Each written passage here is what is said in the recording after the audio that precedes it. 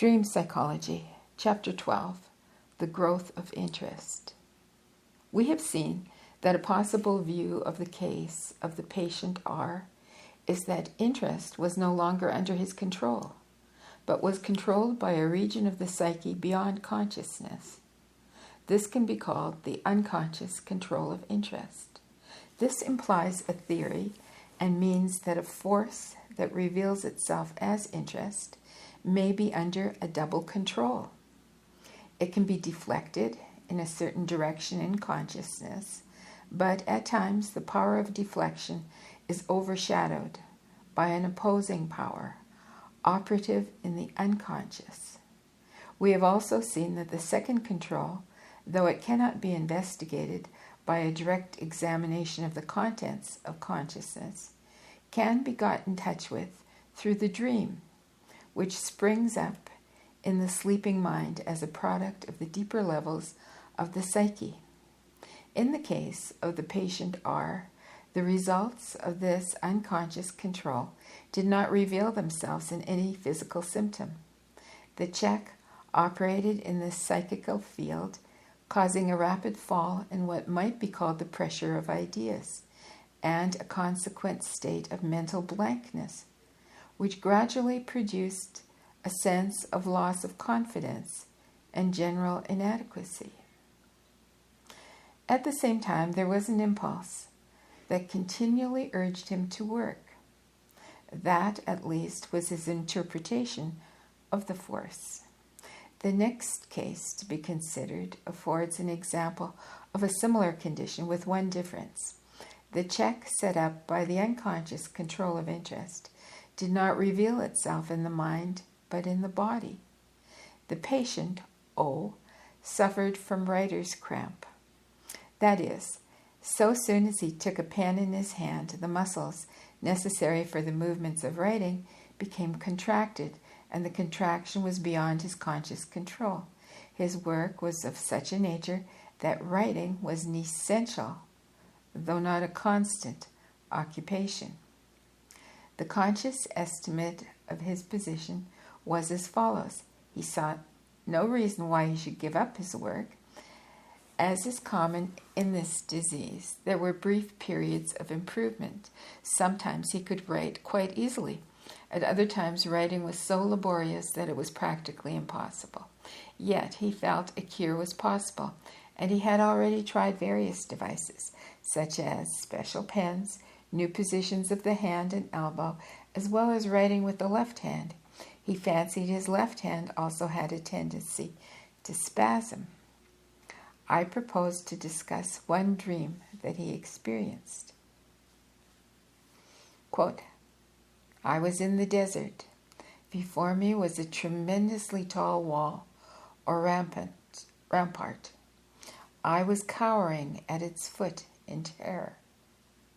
End quote. This short dream was vivid and apparently had impressed the patient. In a half-laughing way, he remarked, he was certainly up against it. There was no possibility of getting over and around that wall. The nature of the symbolism employed is interesting. The scene is cast in the desert, that is, in a barren, unproductive spot. The wall is of tremendous proportions, that is, some kind of emphasis is suggested. The wall bars all progress. Finally, the dreamer is in terror. Why should he be in terror? Presumably from a consideration of the dream itself, because he cannot proceed and he realizes that the wall is insurmountable. Before estimating the significance of the dream, there are a few points that can be added to what has already been given in the conscious estimate of the patient. It is always valuable to note those circumstances under which the neurosis of a patient improves. In the case of patient O, there were times when the control of the muscles employed in writing was adequate and even normal. The patient had noticed that this happened particularly when he was in a position of authority in the concern in which he worked, that is, when those over him were away, and the management of affairs became his own. Another point is that the patient was in some respects a disappointed man, in that he had hoped for and had been led to expect a far better position at this time of life than he actually had, and this appeared to be due to no fault of his own. The kind of work he did was invaluable to the business, and a substitute would have been difficult to find. Apart from work, he led a quiet and rather solitary life. He showed by his manner that he dreaded the idea that he might have to give up his work. It has already been mentioned that he felt a cure was possible. He clung to that idea. It was a kind of impulse comparable possibly to the impulse that existed in patient R.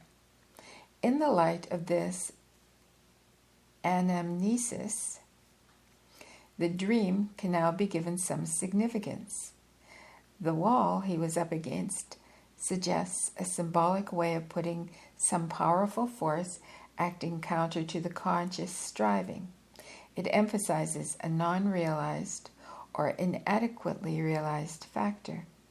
In this case, the half-laughing way in which he observed that he was certainly up against it suggests it was inadequately realized factor. It was an inadequately realized factor.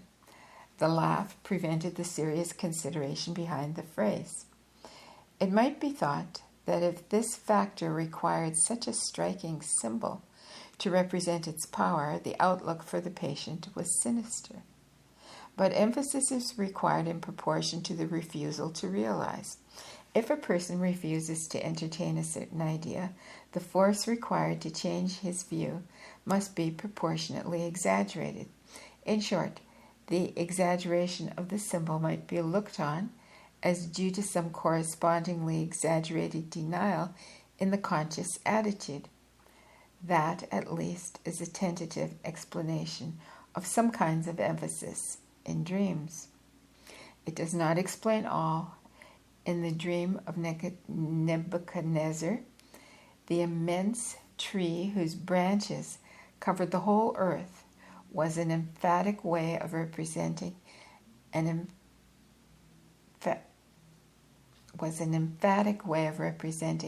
emphatic and relatively actual state of affairs. It was simply a graphic summing up of a situation that had gone beyond some limit, or of an overdevelopment of some particular direction. As a further illustration, I may be allowed to introduce the following example at this point. It was the dream of a young man whose interests seemed to consist largely in matters of dress. He dreamed he was in his bedroom, which had assumed gigantic proportions. His wardrobe towered high above his head, and piles of clothes hedged him in. The dream was a nightmare. That is, it was accompanied by a helpless sense of terror. We might see in this simply a graphic way of presenting an actual situation, a symbolism portraying vividly the application of his interest in one direction and suggesting it was very much too emphasized to be normal by introducing the emotion of fear. In the case of the patient O, the wall is not quite so easy of interpretation and must be approached simultaneously from several points. The common expression that a man is running his head against a brick wall when he persists in some foolishness is, like most slang, a piece of intuitive symbolism. It is relevant in some degree here. The kind of situation which the phrase usually describes is one in which a man persists in going along a path that leads nowhere. It refers to a certain mixture of dogged obstinacy and narrow vision. The possession of these qualities make it very difficult for a man to reverse a decision or deviate from a path. It therefore favors the condition of staleness. Staleness cannot be directly controlled. A man who does the same thing everlastingly becomes stale, however keenly he strives to avoid it. The only way to avoid it is to do something else. It is possible to distinguish two kinds of staleness. There is the staleness that is accompanied by full realization and a cessation of all interest in that direction. An example of this is the staleness that afflicts a man when he has overtrained, or when he has worked too hard at one subject, or when he has, as an actor, appeared too often in one part. It is a kind of one-part staleness that is easily recognized, and there is no impulse to continue. But there is another variety, and this is a non-realized staleness. The candid friend may realize it, the victim does not. In a sense, the patient R was a victim of staleness, but it was more subtle. It was a more subtle kind of staleness, connected with the non-realization of unexpressed interest. To avoid this vaster and more subtle staleness, which is a sort of starvation or arrest of growth, there is a certain standard arrangement that is found in most spheres of work. It consists simply in the fact that as a man works on, he rises higher, and by rising higher, becomes capable of wider or at least different range of interests. This is normal development, but when it is hindered and a man works on and remains stationary, the second kind of staleness is a possibility. It is a possibility that depends, as far as one can judge by observation, on the type of individual, and if it develops, it can be regarded as a sign that the man is superior to his destiny. By this I mean that a limited and mechanical mind may develop no great staleness, although the character of the work remains unchanged to the end. But a more impressionable and reflective mind may become a victim of it at an early stage. When a man works on and rises in his work, he gains some kind of authority. Authority is difficult to define, but its effect is definite. One aspect of its effect is a certain inner gratification. It responds to and satisfies some inner demand. There is a school of psychological medicine, in brackets Adler, A-D-L-E-R, that takes this as a central pivot of life and traces all disturbances in the psyche to this source alone. It is a sense that is developed far more in some than in others, and I do not think it false to say that authority of all kinds is not a necessity to some individuals. The growth of self and authority are two different things. One may be an inner experience and have no visible relation to the world, and the other belongs to the world only.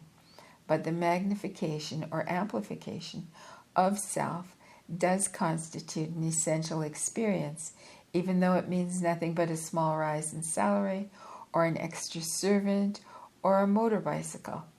It is the outward and visible sign of growth. Now, when a man has worked hard and sincerely with some ambition behind him as regards material prospects, and finds nothing happens save in the sense of promises, he is up against a force in himself,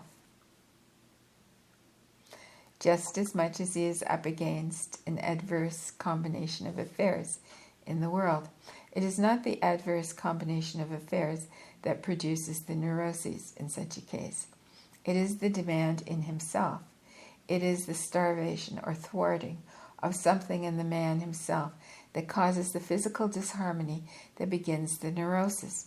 We have seen in the case of the patient O that when he was in a position of authority, his neurosis was in abeyance. He could write with greater ease. But when he was not in a position of authority, which was his right according to his inner sense of right, his neurosis prevented him.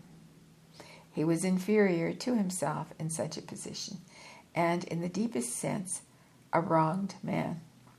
Authority, with its wider responsibilities, often cures a man of petty defects. That is a fact of experience. Some people say that war has cured Europe of neuroticism. That is untrue.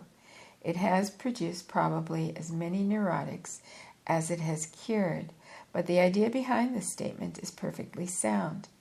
Responsibility, when it puts a man in a position where he can be equal to himself, may effect a cure by widening the conscious horizon and letting interest flow in hitherto unopened or unused channels. But responsibility may act in a reverse direction when it puts a man in a position that makes him too superior to himself. Adjustment may become no longer possible, and a neurosis may theoretically result. If the neurotic is a neurotic because of some failure in conscious development, then there must theoretically exist an ideal combination of circumstances in which his cure would be the most likely, and the neurotic usually feels this as a vague impulse of restlessness. It is like finding a key to fit an obscure and hidden lock, but it does not follow, supposing the key, in the sense of the external combination, be found, that it will turn the lock. That turning depends on something which is not always mechanical, nor can it be forced by another hand. The finding of the key is the aim of psychological medicine. When found, it may turn automatically. Sometimes it will not. Since the neurosis of the patient O appeared to vanish when he was in a position of authority, it suggests that the key lay in this new combination of circumstances. In his case, the key turned automatically. It might be a temptation to speak of his case as a kind of mechanical neurosis. It implicated the physical most distinctly, while the neurosis of the patient R implicated the psychical. But that would imply a simple mechanism in the neurosis involving the physical, such as the neuralgias and paralysis, and this is not found in actual experience by any means. But the fact of importance is the vanishing of the muscular cramp when the patient dwelt momentarily in a new attitude. How then does the dream comment on this state of affairs? It affords no obvious clue to the path along which the patient should travel, as the dreams of the patient R suggest. It seems to present only a static future, an emphatic estimate of the actual condition. Its criticism seems to indicate that the patient was in a barren and unprotected situation, that an impassable wall was before him, and the only thing he could do was to go back or die where he was. So runs the allegory. It is necessary to consider the element of fear that was so strongly represented, the sense of helpless terror. The dreamer cowered in terror at the foot of the wall. Is the emotion common to nightmares? Nightmares have a certain peculiarity in their symbolism. I believe I am right in saying that the symbolism of nightmare is always a very condensed symbolism. All symbols are, as we have seen, condensed meaning. That is, they are capable of being loosened and unpicked by a much wider meaning in consciousness, but the symbols of nightmares tend to be very condensed. As a rule, nightmares are very short, and they produce their characteristic effect very swiftly, leaving a vivid recollection behind that is not common in ordinary dreams. They also tend to assume typical forms, shared by children and adults alike, but especially by children. They are, in other words, special kinds of dreams.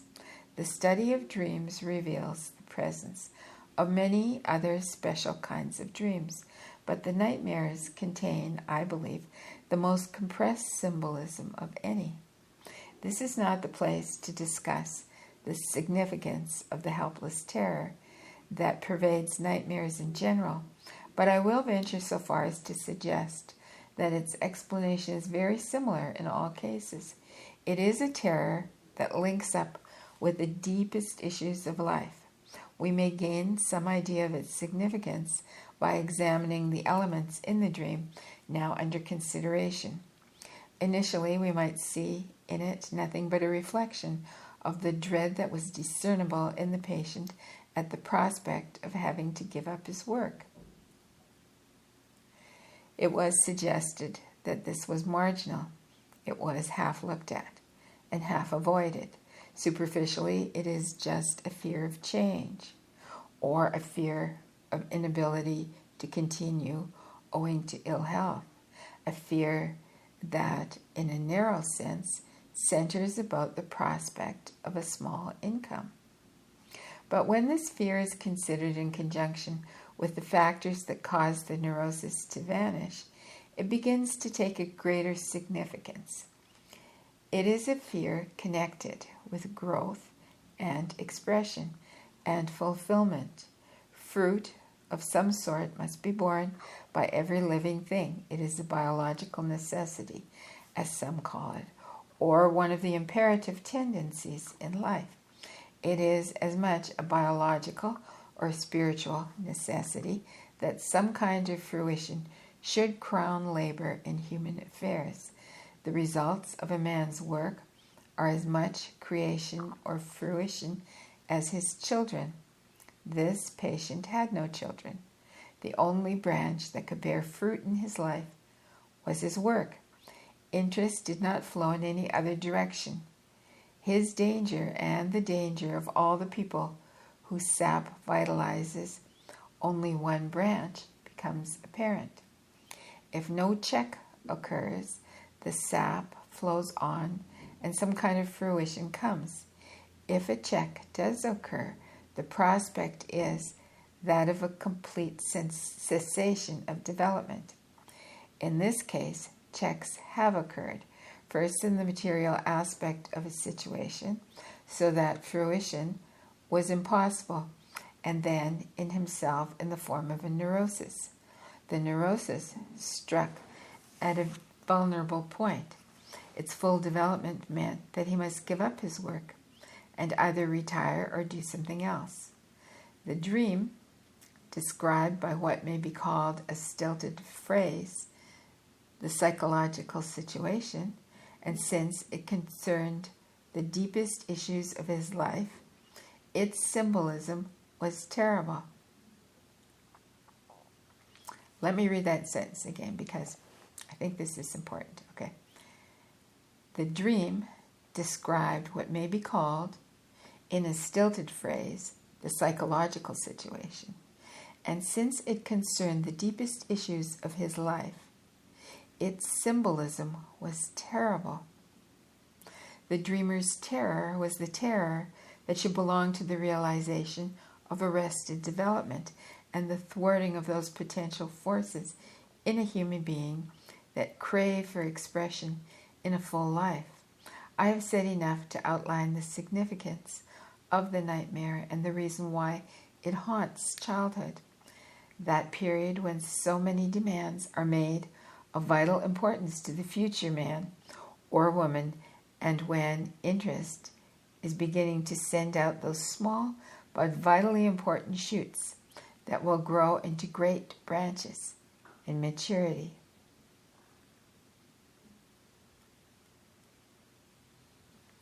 And that concludes Chapter 12. Chapter 13 is called Complexes, and I hope you'll join me there. Till soon.